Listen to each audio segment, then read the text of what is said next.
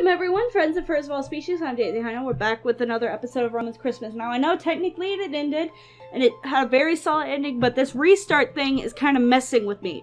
So I'm just gonna click that. I don't know what this is about, but I want to see what happens. It could just be like little bonus thing. I hadn't slept so deeply in a long time. I haven't slept well ever since that Christmas. Partly because I get so many clients coming to me these days, and partly because I always remember those days when I was at the White Star Tavern.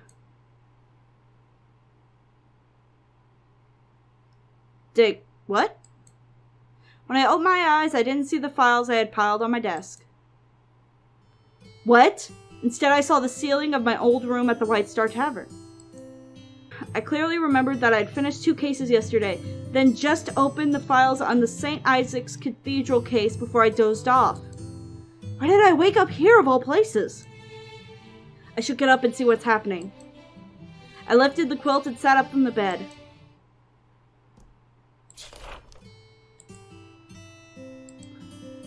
Everyone's alive! Who should I chat with?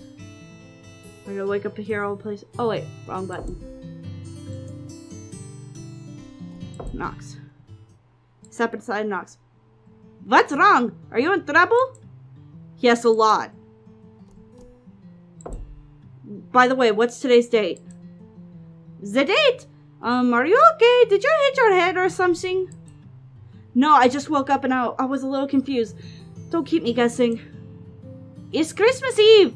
I really don't know how you could forget. What did you think about Elegant? I remember asking this question before. Well, she doesn't seem odd of idle chit-chat. And since when do nuns show up at tavern? Maybe she's looking for wayward souls or to shame or something. Same answer. Maybe Sarin asked her to come over to sing a Christmas carols. Totally. Do you have any plans for Christmas? I will stay in the White Star Tavern. Anyway, Sarin and I are still friends. Every other tavern owner would think I'm still trying to be a mooch and run me off. I don't think I could persuade him to leave before the murders. Nothing special. Well, you're welcome to take a seat and have a drink with me. Peter. I have to get him out. I sat across from Peter. Peter looked up at me. Roman, do you think there's such a thing as true fairness? Excuse me, I'm just a bit confused about what's going on. What's going on is that carnivore oppress herbivores with their status. What? Ines. I sat across from Ines. Careful with my shoulder. Ines, half standing, slowly put his hand back and scratched his head embarrassingly. Sorry all happens and such. It's just a friendly greeting is all. That's one way to put it, I guess. Looking to chat or something? Do you have any plans on Christmas? Enjoy Christmas at the White Star, of course, you. Actually, I want to return to my agency. It seems going to snow today. I'll be afraid of a little snow. Besides, all the food and the drinks will be here at the tavern. That's not the point. What? You think it'll be like one of those detective stories, a bunch of murders in a tavern during a blizzard or something like that, bitch? Of course not. Doesn't seem like I could persuade him to leave before the murders. Okay, I'm doing something wrong, right? Can somebody please tell me what the fuck is going on?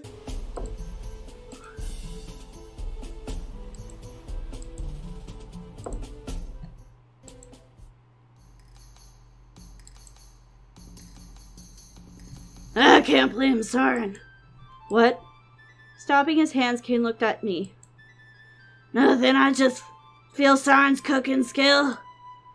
I don't think it's bad. Indeed, this vegetable stew is excellent by the standards of a carnivore. Other carnivores won't taste anything weird. I don't want to sound like a herbivore supremacist or anything, but I still think it's better to leave cooking vegetable dishes to people like us. I can almost hear the radishes in this stew screaming from mistreatment. By the way, no matter what happens today, don't get excited. Actually, it'd probably be best if you hurry home before the snow gets really heavy. You're joking, right? What would I do to kill the time after I got home? Shit. What can I do? What can I do? I need to calm down. I stare at myself in the mirror. This outfit looks like the one I was wearing before.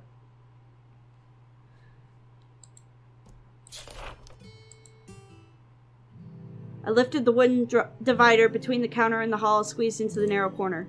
Suddenly I felt worried. Would Sarin think I was crazy if I told him what was going to happen? I pushed the burlap curtain aside and walked into the kitchen. Sarin stopped washing the dishes and turned to look at me in curiosity. This action. What's wrong, Roman? Is Elegant still here? If I remember correctly, she was in the third room on the right. Huh, you're moving pretty fast. Yeah, I am. What do you mean? I mean, you look all flustered. She told you which room she's staying in. I'll admit, I didn't expect your taste would. It's not what you think. Hey, you're in your 30s. I mean, there are worse choices than her. Damn! Says the bachelor running the tavern. I live longer than you. I can wait. Oh, for God's sake. Sorry. By the way, did you make sure you have plenty of food stored up, right? Of course, I've got enough that we can eat for 5 or 6 days. For how many people? 5 maximum. Besides, I make most of my money on the ale and cider. But if the rooms are full? Then I can just order some more supplies and have them delivered. But there's going to be a blizzard. Says who? Besides, I'm not going to chase off paying guests. I can't persuade him at all. It looks like no one can be persuaded. I should find Elegant. Elegant. Elegant. Elegant. Elegant. I knocked on the door of the third room on the right. Yes. It's me, Roman. What is it? What's today's date? I have no time for games right now. I'm serious. What is the date? The 24th. I know everything. I just want to ask you something, and then I'll leave you alone. What? Elegant opened the door and stood there, looking at me expectantly. Her hand didn't leave the doorknob. Would you be interested if I told you everything that's going to happen in this tavern the next few days? Huh? That information may not be useful to me since I intend to leave tomorrow. Tomorrow, then maybe... Are you drunk? Completely sober. Can I come in? Elegant stepped away a bit, leaving enough room for me to squeeze through the door sideways. I darted through the door and she immediately closed the door behind me.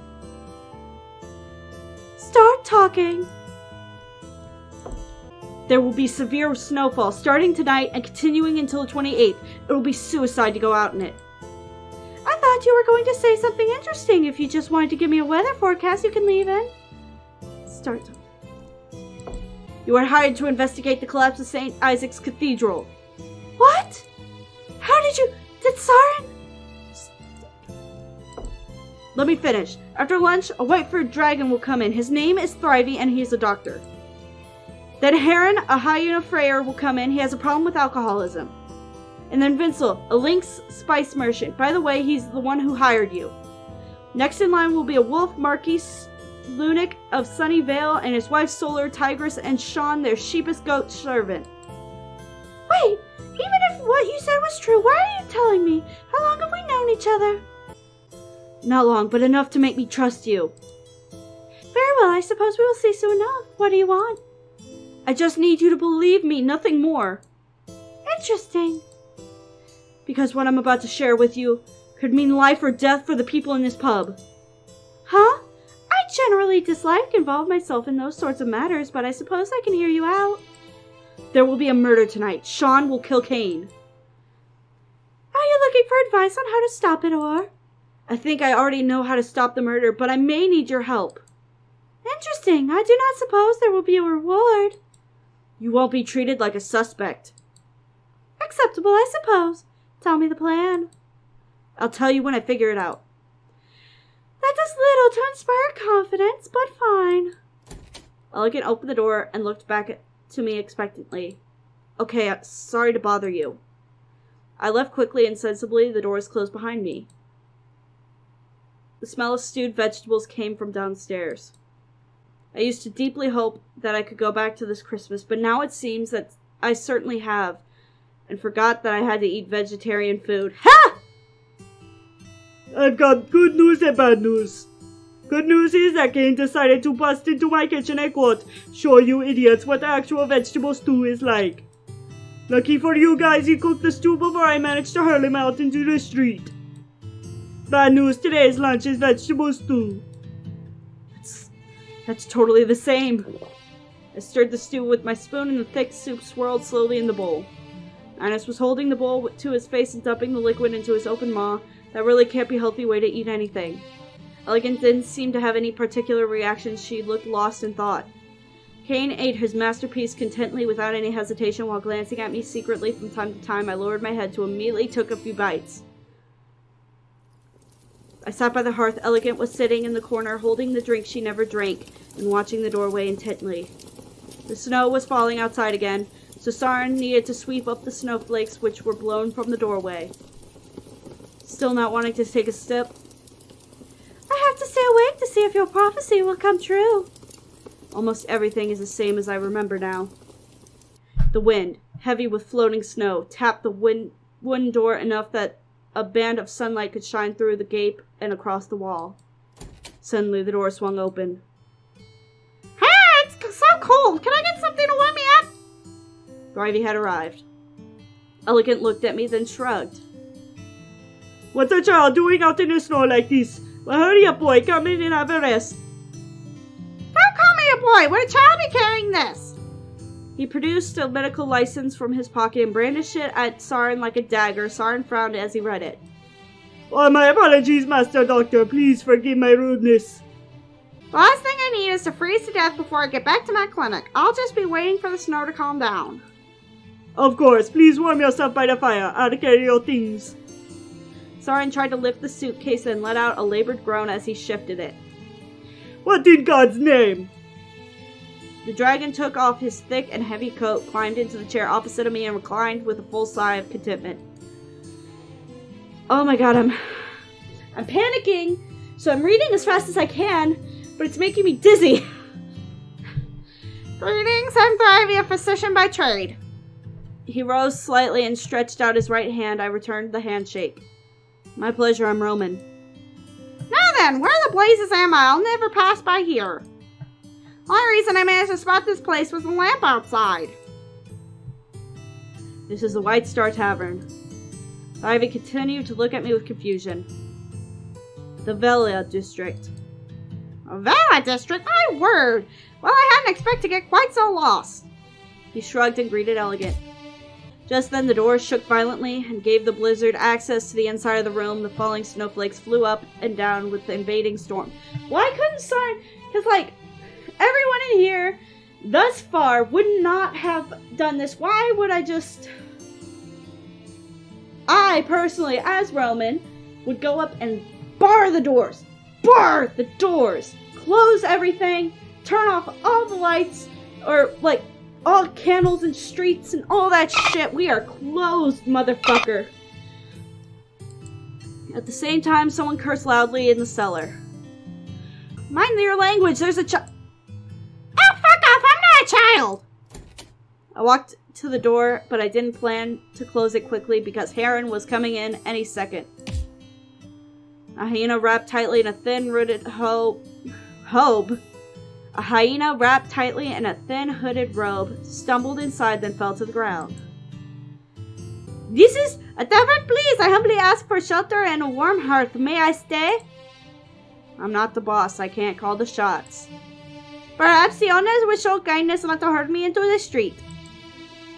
He took off the robe on the back of the chair, then kicked back and leaned heavily. The partly suspended chair groaned under the pressure. Sorry to keep you waiting. Going so soon, Doctor. Soren stood in the doorway to the cellar with the mug of ale in his hand as Thrivey was getting up from the chair. I'm not feeling well and want a place to rest. Do you have any available room? Now I know why Thrivey feels uncomfortable. Oh no!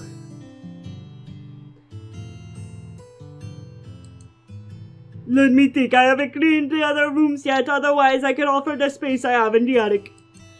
Thrivey walked upstairs quickly, politely refusing the cup Soren offered. Thank you. I'm a little queasy at the moment. My stomach is a bit too delicate for alcohol. Well, no need to waste such fine ale. Soren stared in surprise as the hyena plucked the mug from his hand without any hesitation and intended to drink. Hold on. You are a friar, aren't you? Don't bother with such rigorous rules, eh? 'Tis far nobler not to waste the gifts granted by God. How should I address you? Soren crossed out a whole line on the bill with his pencil, then added a few words. It seems like you don't go to church on the weekends, or you know my name. I would go, but seeing as I'm the only one working at the tavern, I don't have much of a chance. Excuse me. With a slight frown, Soren turned back and quickly retreated into the kitchen. I suppose that he would stay there for a long time. I just remembered I still have something to do upstairs. See you later, Friar Heron. I didn't expect you to know me. See you later, dude. Dude. Thrivey was standing in the corridor and blankly staring up at the ceiling. Surely there's some way to... Here, leave it to me. I went ahead and untied the knot step by step. Thrivey watched as I untied the string from the wooden handle quietly beside me. Okay, I got it. Next step is just... I maneuvered the ropes down step by step and the ladder dropped slowly with a squeak from the pulleys. Finally, the ladder descended between the two of us. Ah, that's the trick. Thank you. It seems like you're familiar with this place. I'm a regular customer, so I know a few things about this place. Thrivey caught a hold of the handrail of the ladder and tried his best to climb up the very steep steps. The spacing of the ladder rungs was suitable for someone of Soren's size, so it was a little large for him. The nightstand was unopened. It seems Elegant was the one who searched my room before. Vincel was coming, and it should be just right if I go downstairs now. I locked the door and went downstairs. Well, what would you like to order? That's enough. Thank you for the warm hospitality, good sir. Vincel swept off his thick coat and casually dropped it into Heron's arms as he walked past. What are you doing, child? I am not a Godrak. Soren took the coat from Heron's hands and quickly hung it up on the progressively more overburdened coat rack. Heron left out an offended huff and walked to the fireplace and sat down, the fur on his back raised and hackled. Vincel walked towards me as he adjusted his collar, meeting me at the bottom of the stairs. Hello there, just call me Vincel. He reached into his pocket of his fancy puffy sleeve top coat and produced a small squirrel with a flourish. My pleasure, I'm Roman. I'm a detective. Splendid, Mr. Roman. I might take your contact details later. I may have some need for a detective in the future. I'm really sorry, but I haven't done this kind of thing before. I can provide you with my address once your luggage is settled. I stepped aside to let Vincel go upstairs and Sorrow followed him with his luggage. People nowadays, Heron was muttering himself as he turned to me. That's fine. What kind of road to redemption doesn't have a few thorns, eh? What? Heron's words stuck in his throat at the sight of Soren coming downstairs. Alphabetino, feel free to chat. I immediately got up and went to Vincel's room to leave my address. Vincel stood at the door of his room. I don't suppose it's a coincidence that your room is right next to mine, Mr. Vincel.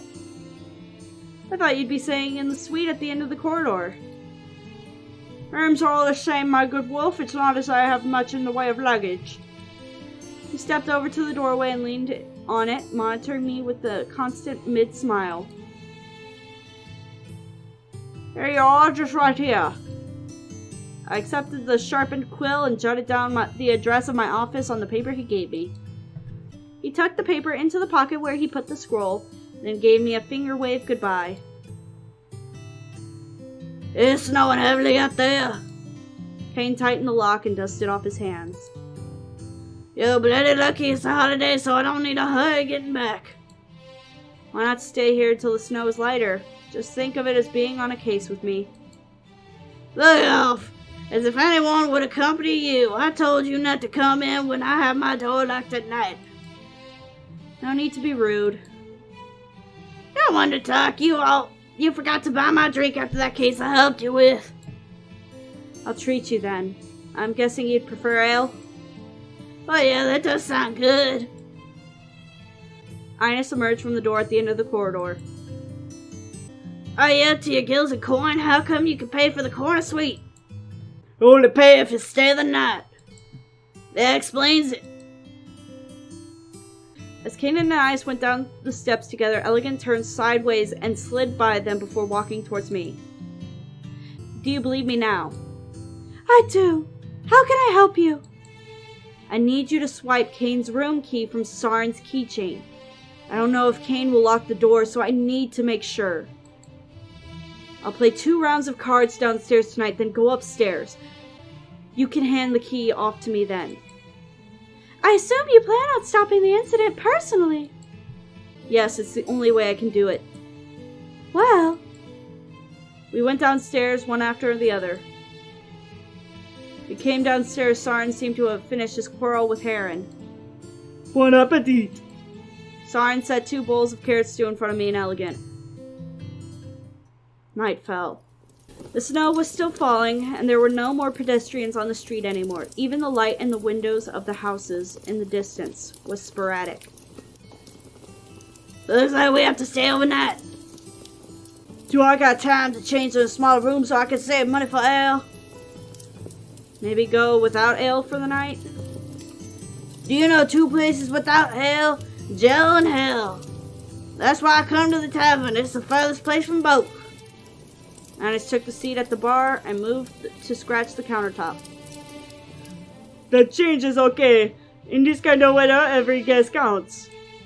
Saren slid the mug to Ines across the counter. Drink up, but scratch my bar and I'll take it out of your hide. Knock. Hello! A muffled voice came from behind the door. Hello, is there anyone in there? The continual knocks came through the snow-buried door, attracting everyone's attention. The snow piled up as high as my hips, but I knew who would be knocking at this time of night. Everyone kept silent, and Ines moved in front of the candle to hide it. Please, our carriage is stuck in the snow! Sean is here, right on time. How many of you are there? Saren opened the partition and squeezed himself out from behind the counter. He kept his left hand concealed in his coat. 3, please! We have money. We just want somewhere we can pass the night. I can only see one. Saren grimaced, then cracked the door open to peek out. My master and mistress are still in the carriage. Come on in then. Saren pushed the door open wide, allowing a thin figure to stagger inside with a gust of snow. Thank God! The wheels were stuck in the snow, and our horses panicked and broke their legs. If we hadn't seen the light of the tavern, I don't know what we would have done. Thank me later. I'll go rescue the other 2. I'll give you a hand. Saren and Ines took their coats and went out the door, though Anis's coat didn't seem to fit him well. Phew, is there any way I can warm myself? Sean patted the snow off his coat and shuffled over to the fireplace. I'm surprised you made it this far, the way you're shivering. It's too cold being near the capital. Ridiculous. By the way, my name's Sean. I'm Roman. Nice to meet you. I didn't reach out this time. The door swung open heavily as Saren guided 2 people wrapped in thick coats inside. He left them by the fireplace to pour ale for them. Here you are, drink it to warm yourselves. Ines carried the luggage in and returned his overly tight coat back to the rack, which I then remembered was actually my coat. I'll admit I doubt my place will meet your usual standards. Important, as they say, merci beaucoup. Just take it easy, I'll try to accommodate you as best as I can. May I know your names, please? Lunik, Marquis Lunik Harlock, and this is my wife, Sola. A familiar amber-eyed and gray-furred wolf emerged from underneath his cloak. Snow clung to his messy but glossy fur as he dusted himself off and glanced at me. He turned back to take his wife's cloak before handing it both to his servant, Goat. Sean caught the two cloaks and stood aside like a living coat rack. Your room is ready. It's not exactly a suite in the capital, but it's clean and tidy. Thank you. I simply must get out of these shoes. Sean, I think the glue of my heel came loose from the snow melt. Soren walked ahead with a suitcase in each hand and a candle held up by his tail. The Marquise and the Marquise followed him up. Kane watched them go upstairs from his seat at the counter, fiddling with his pendant. Almost. Soren came back downstairs. Is there anyone here who doesn't have a room? Like me? Oh, forgive me, Father. Well, we have a nice big room left over. For the Marquis' servant. Heron's pout was so intense it was almost audible. I'm sure you know the warrior of God must keep away from worldly pleasure which weakens them. That includes staying overnight in the inn's big suite. I suppose that is indeed the case. So I think it is all right. Vincel and Thrivey came downstairs one after another. Thrivey walked straight to the counter, took a seat beside Kane and Ananias, and started reading his book like he was on his own little world. Kane had plucked the pendant off his neck and strode upstairs. The pendant swung about. The string of it twined between his index finger and thumb. I do say it's gotten much more lively, hasn't it? We usually don't have a packed house this late. They were here for a game. Sorry, took a length of blue flannel from under the counter and spread it on the table. If you have any objections to gambling, you can go upstairs or play by yourself. Sean stood there at the table, looking longingly at the flannel before clearing his throat. Oh, I must attend to my master and mistress. Good evening. Sean's gone upstairs. Are you just going to gawk, or are you going to join us? Oh yes, I'm coming. I sat by the makeshift card table. Soren pulled out 4 cards and put them in a line. Let's have a simple game to warm up. Okay, yeah.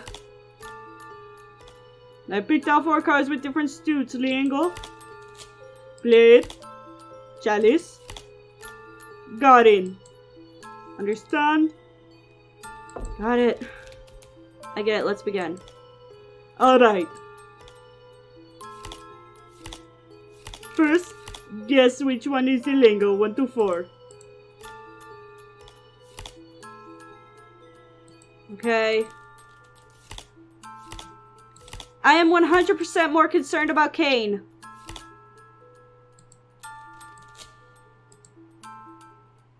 After 2 rounds, I fetched a small profit. Maybe I'd remembered the order of the cards at the time. I would have done better. Let me empty my wallet. I'll be back soon. Don't flee from the battlefield so soon. Do you want to lose more? I'm just getting warmed up. Are you done? Elegant's hands were hidden up in her sleeves and her expression was impatient. Did you get the key? Of course. Elegant's paw slid from the hiding spot and presented a key to me. I grabbed it quickly. Thanks, I always knew you were reliable. I would not act so familiar with me, Detective. Actually, I'm already familiar with you. I moved next to the door to Kane's room and, moving as carefully and quietly as I could, slid the key into the keyhole, pressed my good ear closely to the door. Elegant followed suit. Haven't seen you in a while. Yeah. The head of the key gradually slid into the keyhole. Turns out you didn't forget, Miss Shawn. Sure. The body of the key went in. So you merely forgot the promise you made, right? Sorry, I haven't had a chance to recommend you. The key started clicking through the cylinder and I slowed down, trying to keep them from rubbing. No chance at all? Being the Marquis's valet doesn't bring you even a single chance to even mention my name. Fully in. Sorry. I pressed my shoulder against the door, unlocked the door, and stormed into the room. Roman! Don't you come near me! Kane was holding up the mug in one hand and a candlestick in the other, about to hurl them to the ground. Shawn was curled up in the corner of the room, desperately trying to dig something out of his pocket. Before Kane could move, I grabbed his wrist and slowly pulled them down. Both of you calm down if you're going to talk like civilized people. Shawn! I tightened my grip on Kane's wrist and slowly maneuvered him to sit down on the bed. I'm sorry, I'm so sorry. I couldn't get a job for you, but I really tried to convince the Marquis. Honestly, I shouldn't have expected that you'd make me a Marquis chef. That was just bloody wishful thinking on my end. But you still could at least rid me of something. 20 years. I'm amazed I even recognize you at this point. Kane. Shawn pulled his hand out of his pocket and held up a pendant. Even though the lanyard had been changed and the hole was heavily worn, the roughly polished pendant almost perfectly matched the one Kane was wearing. I don't deserve to be your friend. Take it back. Shawn turned his head shamefully and extended the shaking hand holding the pendant. Stubborn, stupid goat. Aww.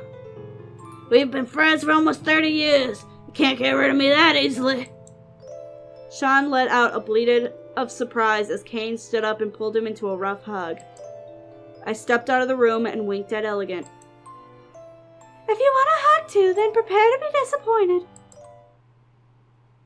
I should get to sleep. Unless I miss my guess, it's Vincel's turn tomorrow.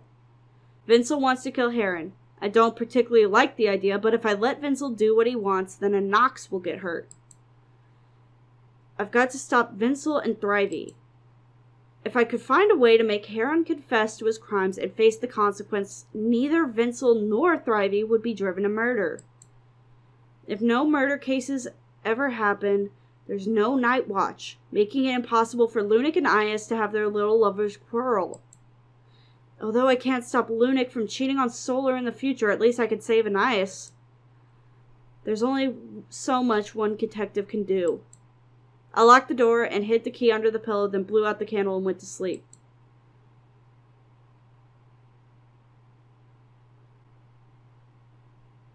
Oh man, so you could play this whole fucking game again and stop all of it. I'm just gonna leave it for there. If you like what you see, please be sure to leave a like and subscribe. Oh my god, I'm so glad they got, like, they were friends now, but, like, bro, this is fucking me up.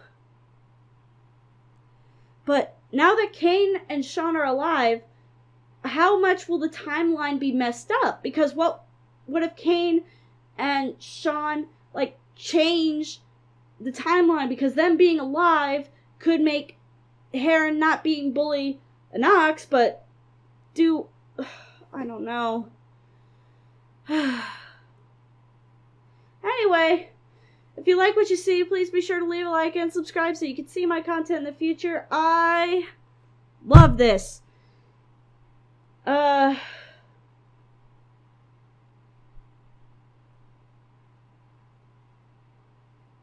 really don't remember what I was gonna say. I love this game, but What was I gonna say? So you see my content in the future. Also, if you have any game suggestion or you just want to say hi, leave it down in the comment section below.